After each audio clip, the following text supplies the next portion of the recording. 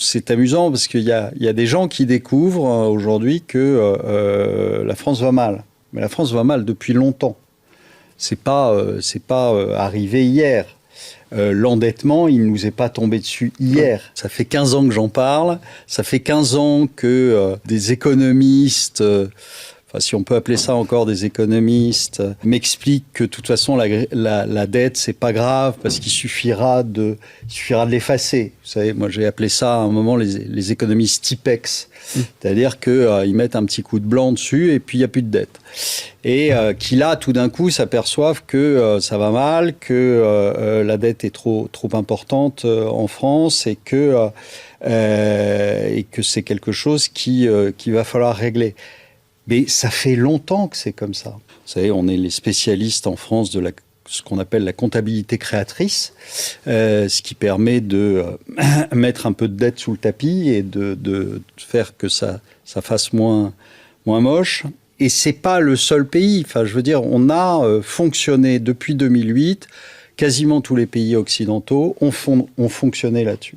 C'est-à-dire que il y a quelqu'un que je connais bien qui s'appelle Charles Gave qui dit l'économie c'est juste de l'énergie transformée. Eh bien en fait, vu que l'énergie coûtait de plus en plus cher et que c'était de plus en plus difficile d'en avoir, d'ailleurs on a quand même un champion du monde qui s'appelle Macron qui s'est fâché avec la totalité de nos fournisseurs en énergie.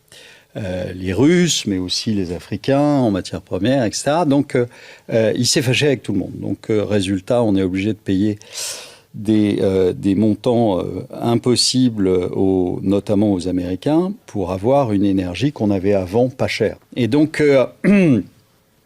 vous avez, à partir notamment de 2008, peut-être un petit peu avant, mais surtout à partir de 2008, vous avez des économies qui ont cru remplacer l'énergie par de la dette.